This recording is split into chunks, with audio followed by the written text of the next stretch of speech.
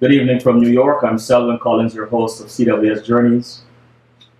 The lovely lady next to me is Senator Roxanne Persaud.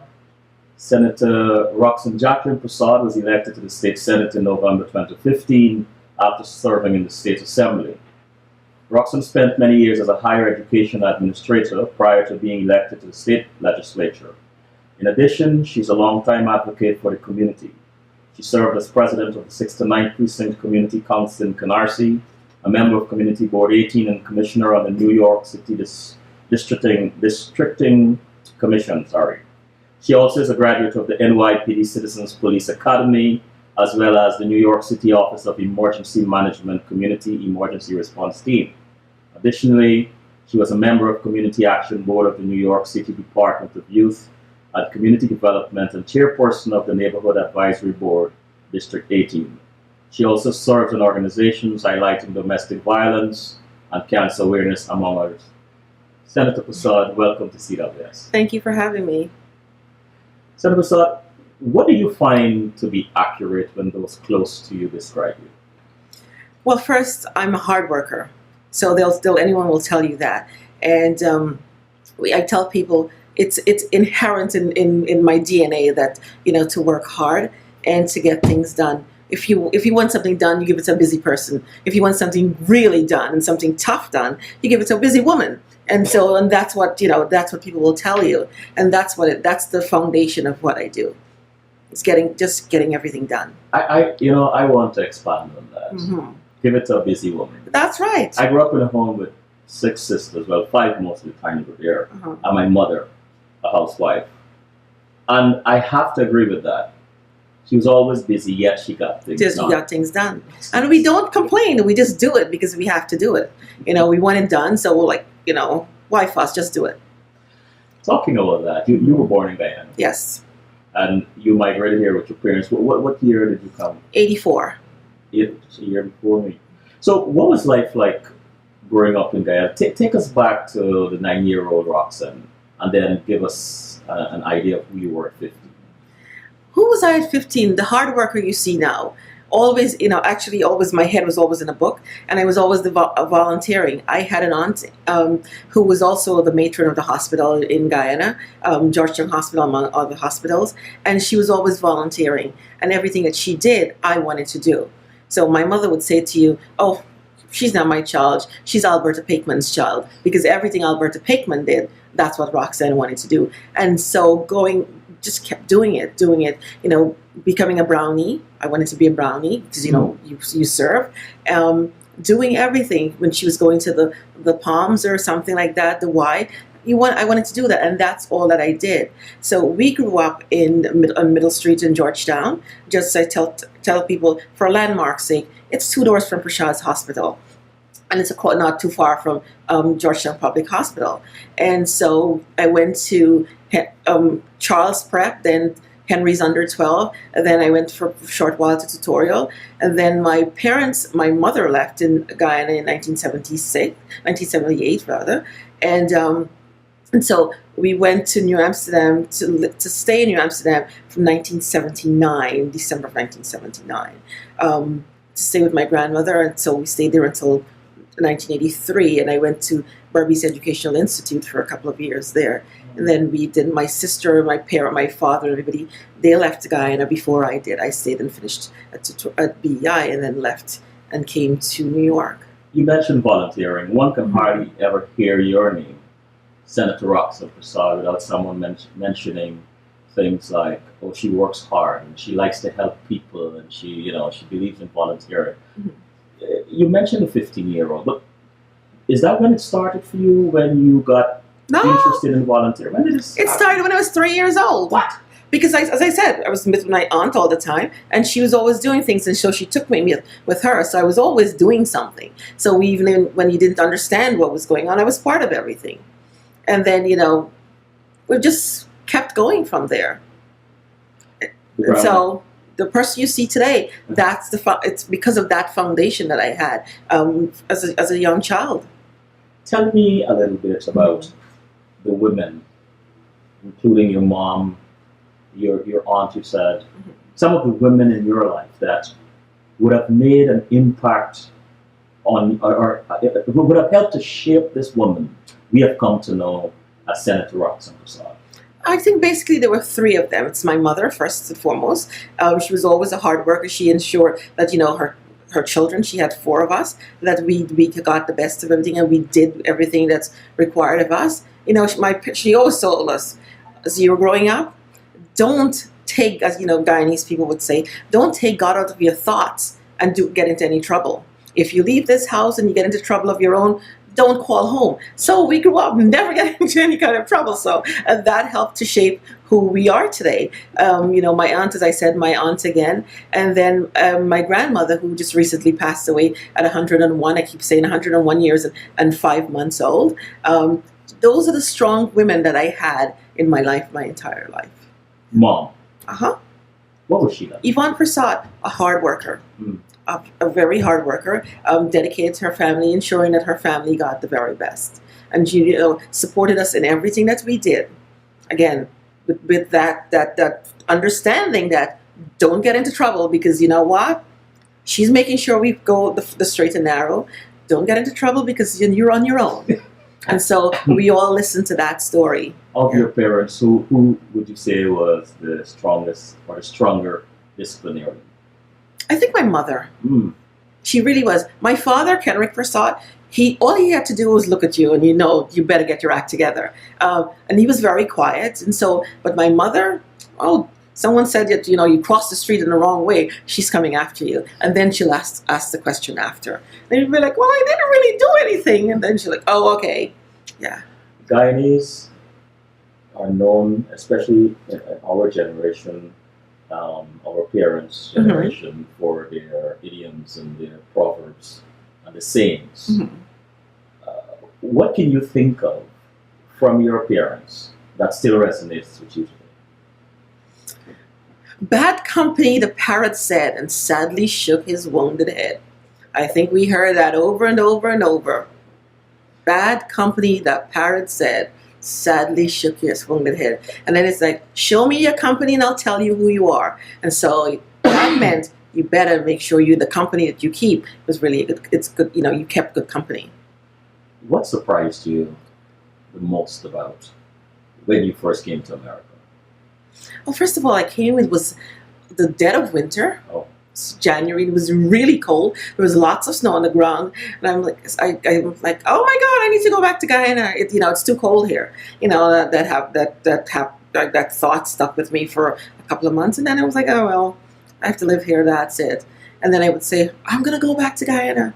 A friend and I, we would always talk about, when we're finished college, we're going back to Guyana. I was going to become the Minister of Education, and she was going to do social services. And so we always had this plan that we were going back to Guyana. A year into everything, and we're like, no, we're not going back to Guyana. It's not going to happen.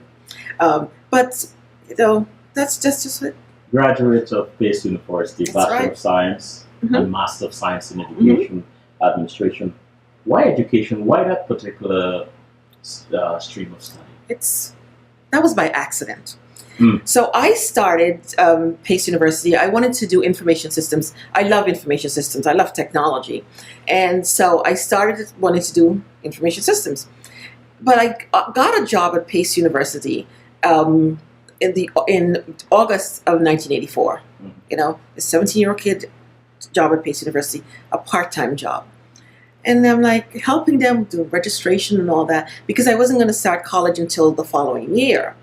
And started doing things. And I got hooked on interacting with students and faculty and just talking to people.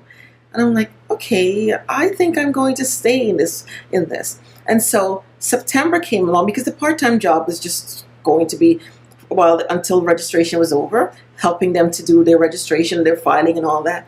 And I'm like, that's not for me. So I would walk around, go into their office, and ask everyone, what are you doing? What are you doing? And learning what they were doing. So come September, they were like laying off the part-time students that they had there because we're all teenagers. And I went and said, do you have a part-time job that I can have after? They're like, oh yeah, because I was the worker. I was always helping everyone. So I was learning everybody's job. And fast forward that, I just ended up staying at Pace University in the registrar, ending up there, becoming their registrar, and then their registrar and director of student financial services. And also I did a Master of Science in Information Systems there. I still owe them one grade. That's why I don't have that physical paper. But along the way, I wanted to go to law school, and I'm like, no.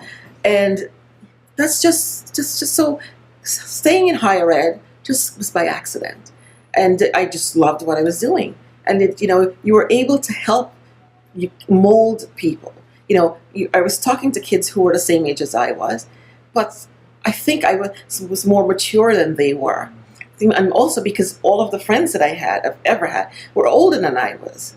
And so I had the maturity so when I'm talking to the 18-year-old who's now starting college, I was speaking with them as an older person. And so it just kept going from there. I hear curiosity. Was that always part of your makeup? Oh, yeah.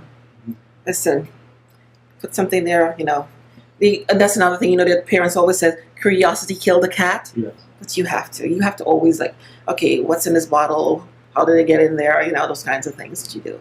Let's fast forward a little bit. We're going to arc back to this point that you're Senator Persaud. I'm Roxanne Persaud. Right, okay. I just happen to be elected as a senator. Yes. Okay, awesome. So you're the senator. Uh-huh. And which requires a whole set of skills and, and so on.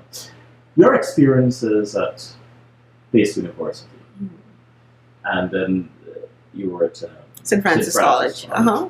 How much, in retrospect, you believe those experiences helped to prepare you to handle this, what I would consider a very challenging position? It prepared me well. While I was working at the colleges, I was also doing the community work. So, it was always a part, the community work, the political life was always a part of it, of what I was doing. At Pace University, I remember starting and going to meetings as I was moving up. And I would go into meetings and, you're the only minority in the room. And I always remembered, I was sitting in a room and, you're brainstorming, you're having these divisional meetings, and you would put out ideas there, and everybody they would shoot it down. Oh no, we're not going to do that. But then I had a colleague who was from the Westchester area of the college, who would say the same thing like 10 minutes later. Oh, why can't we do that? And they'll say, oh, sure, let's try it. So one day in a meeting, I said to them, I said something, and they knocked it down as usual, and then they picked it up a little later, and I said, I don't think I need to come to these meetings if my opinion is not going to count. I was the youngest one in the room, and they all looked at me like, you have lost your mind. What are you saying? And I said, no. I said, why is it that when I make a suggestion and I say, let's try something, it's immediately shot down, but someone else says it, and you say, let's go with it. I said, so you really don't need me here. And from after that, oh, please, everybody wanted to hear Roxanne say something. And then when I left, I stayed at Pace for 21 years. So it wasn't like I was there only a couple of years. I stayed there for 21 years. And many things happened in history in New York State and in the United States. I was at Pace during this time. So whenever the other day they were talking about the blackouts of 2003, I think it was. Where were you? So I was like, I was in my office at Pace University. 9/11, where were you? I was in my office at Pace University. And I can tell you why I was in the office at that early in the morning. So all of these things. And then I left Pace University and I went to St. Francis College. And again, I was the only minority there in that kind of managerial position. And I walked in there, and the first day they were having a faculty meeting. And so my colleague takes me around and he's introducing me to people. And again, they're discounting, like, oh, okay, oh, hi. But they're discounting you. They're not really speaking with you or listening to you. So we go, and there's a meeting with the president, and all the division heads, they come and they speak and all of that. And so one day, the president, whom I happen to know because he also came from the same political club, I knew that, but we didn't really have a relationship. And he says to them, "Oh, did I ever tell you? She's one of my people. We're from the same political club." From that day on, everybody wants to talk to me. The same people who, were ignoring me wanted to talk with me. And then I'm like, "Oh, you really want to talk to me? I don't, unless it's really absolutely necessary. I don't really have to deal with you." And then I also had to worry about, it was a Franciscan college. And everything I did, people would say, "Oh, brother this didn't do it," as the registrar, because they were all brothers before. And then there was one lay person before me. But brother didn't do this, and brother didn't do that. And even the staff would say this. And I said one day, I had this office meeting with the staff, and I said, "Okay, I'm going to say this to you. Brother Robert is no longer here. I am the registrar, and this is the way I want things done.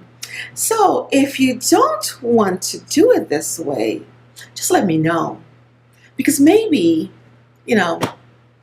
we will have to have a conversation." After that, my staff was good. But you have to let people know, there's always going to be an obstacle in front of you, Mm-hmm. And for us in particular, I have too many of them against me, because first I'm a woman, Mm-hmm. then I'm a black woman. And so people tend to see that before they see what you're capable of doing. And so if you don't knock those doors down or stand firm and say, "Listen, this is what I want to do. I like that. This is what we're going to do. Is either you're going to do it with me, or let's have a conversation." Long-time advocate for the community. Uh-huh. Excuse me. President of the 69th Precinct Community Council in Mhm. Canarsie, a member of Community Board 18 and Commissioner of the New York City Districting Commission. Tell us a little bit about your beginnings in serving the community. Okay, so let's fast forward to all, everything that I was doing before. When I moved to Canarsie, we moved to Canarsie, it's like 23 years ago. And it was, I always remember, it was November. And I walked in, I said, "Okay, we moved in." The next day I went to the precinct, the 69th precinct, and I wanted to know, what's going on in the neighborhood and all of that. And it was still, there's this thing called a precinct community council. And they were going to have a meeting the last Tuesday of the month. The meeting was going to be downstairs at the precinct. I'm fine. So the last Tuesday of the month, I went back to the meeting. I met someone named Henry Bolus, who had lived in Canarsie for probably, I guess, 60 years already. He was one of the first black families that had gone there and who had to fight and be escorted by police to take their kids to the school that was opening because, blacks weren't allowed there. And so I got there and I met him and we started talking. He says, "Oh, asking me about my background, what all these things." And so the meeting is about to start. And they announced, they're starting the meeting. But then the secretary wasn't there, right? I'm brand new to their meeting. The secretary wasn't there. And so because Henry and I were talking, Henry's like, "Why don't you help them take their minutes?" Right? I was like, "Oh, sure, no big deal. I've been secretary for many organizations." And so I decided to help them take their minutes. And from that day, people always assumed I was part of the board for a couple of years because everything they were doing, they would always ask, "Oh, Roxanne, can you help us do this, Roxanne?" Sending letters, doing everything. I was always doing it. And then finally I became part of the board and started was what? The secretary on the board. And then a few years after, the first time I ran for president of the precinct council, the precinct council, the board was entirely, there was no person like me on the board. Let's put it that way. Mm-hmm. There's no one like me on the board. But they worked well with me. And sometimes you fall into this false comfort zone that you think, "Oh yeah, everybody is there with you." But then I decided to run for the president of the council. And that's when everything changed. Sometimes I would Google the article in the Canarsie Courier article that talked about that event that evening, and it was the election for the board, and it was at HES, an organization, their offices in Canarsie Road and Seaview Avenue, and there's the meeting, and members have to vote, and the police department monitors the meeting because this is governed by the police department, and you give your spiel about who you are and all of that. And someone says, oh, "You think because you have education, you can be one of us." And this is someone that I was helping all along. So the election starts, and the ballots are counted by the community affairs officers. And I heard, we're all sitting. People voted because there were a lot of people who came and voted, and they left. They thought, "Oh, Roxanne is going to win the election. She's been doing all of this. She's going to win." And they left. And the police officers, the community affairs officers, I can even tell you their names and everything. And I heard them say, "Oh, crap." Right? And so it was either Roxanne won or Roxanne didn't win, because they're like, "Oh, why are they saying, oh, crap?" And they announced that the vote was tied. It was tied. So there's no winner. You have to do a second ballot. Now, everybody's trying to call everybody else. "Hey, you gotta come back," running downstairs to see if anybody's still downstairs. You gotta come back to vote. And so chaos erupted because the people there who were supportive of the current president who was running for a re-election really took offense to me getting that far. And it just became really ugly. And it became this race issue that evening. And so we did the second ballot, and I lost the election by 1 vote. All of the people who were my friends, who I was always helping, who whenever they wanted their letters done, right? Roxanne was the one doing it for them. These people decided, "Oh no, she's the enemy." What lesson you come away from with that? Don't be deterred. If you really want to do something, obstacles will always be posted in front of you. If it's not, then maybe it's not worth having. Do you remember at that particular moment when you realized, excuse me, 1 vote? That particular moment, what thoughts you were present to at that particular moment? I think I was just numb because I was looking and I was like, wow, this is how people really feel. Yeah. And I'm just looking at them and say, wow. Years after, when I won the Senate seat, the president who I had run against sent me a nice note saying, "Roxanne, I always knew you were going to get far because you were always a hard worker. Congratulations, keep up the good work." And I was like, "Oh my God, thank you." Was it really just hard work, or some of it relationships and all the various It's a combination, but the bottom line is it's people looking at the kind of at your character and how do you work, and they're looking at it and they're evaluating it. What, people are laughing and talking with you, but they're evaluating you also. So don't ever take it for granted that because it's a joke and everything is a joke. They're still evaluating you, and so the club that I'm part of, they along the way when I started there, I was always the girl there sitting there helping them do the membership registration and just sitting there being quiet and watching and all of that. And so then they started saying, "Oh, would you like to do this? Would you like to do that?" And then one year I was selected as the Woman of the Year for the club. It's like, wow.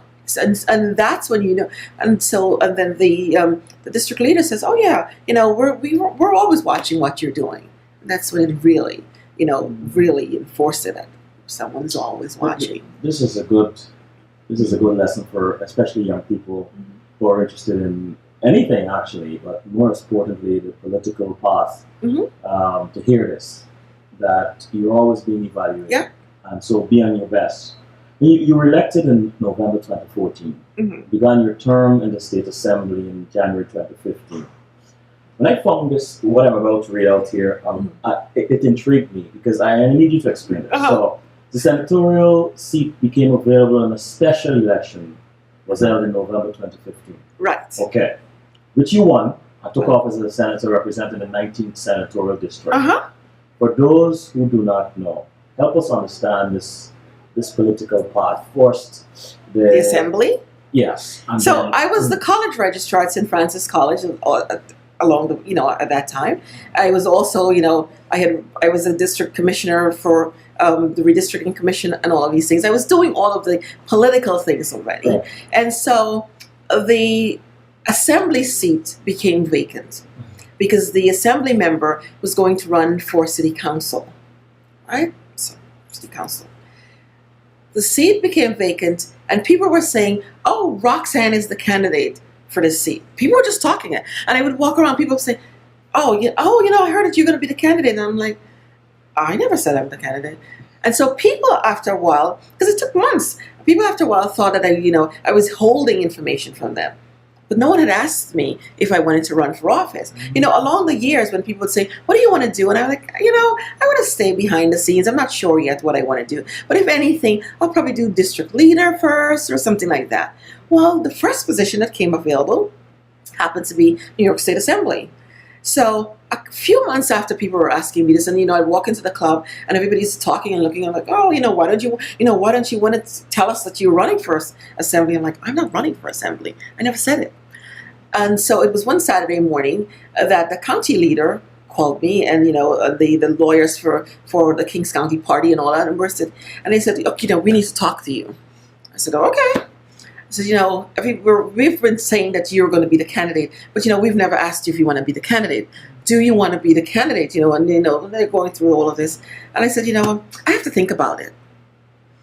I said, I'm going to go talk.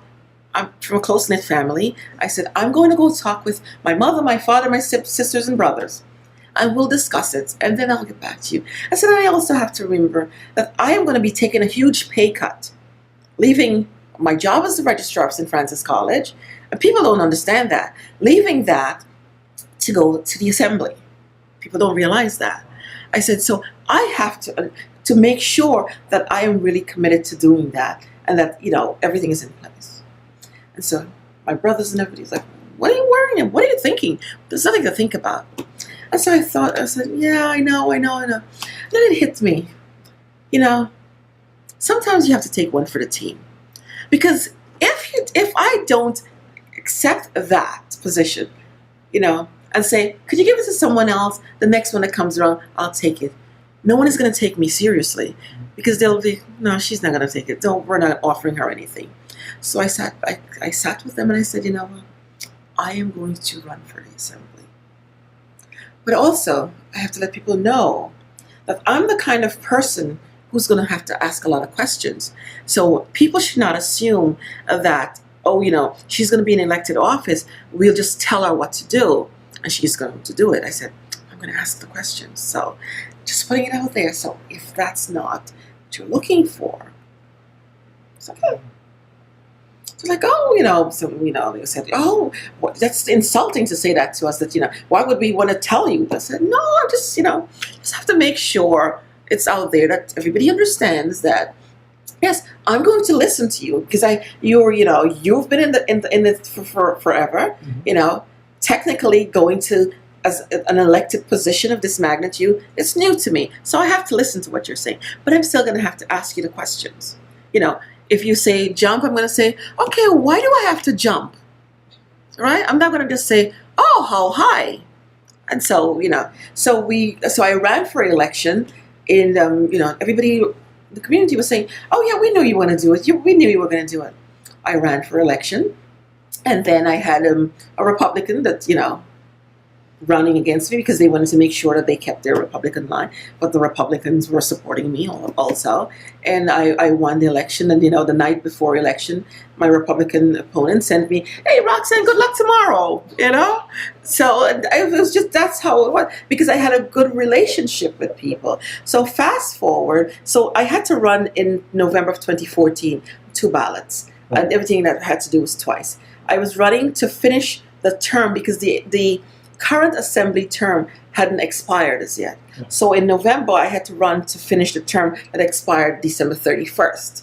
And then I had to run to start the new term that began on January 1st, right? For 2 years. So I did that. So all the paperwork when I won that I had to do with the state, the affidavit accepting the positions and everything, I had to do it twice. Every piece of document I had to do twice.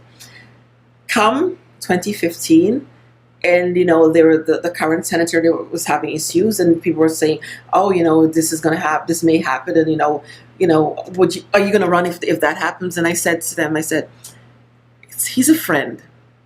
You don't bury your friends before they're dead. I said, I'm not interested in his position. Mm-hmm. I said, so just that's all I'm telling you. So when everything happened, then I was, it had to be a county committee, and it's all the county leaders and everyone had to come together to decide on the person. And we had all of the district leaders coming together who covered the area that the Senate would cover, the Senate seat covered. And so they were talking, and I'm listening to them, and they're saying, and so the county leader said, is any district leader interested in running? Because we have to make sure if you're interested, we'll all have the conversation. And I said, we'll think about it. And then, one person said they'll think about it. And everybody else says, oh no, we're going to support Roxanne. Right? So I said, okay. So we had to wait until the other person. So the other persons, and then in the meanwhile, some other people from around started saying they wanted to run for the position.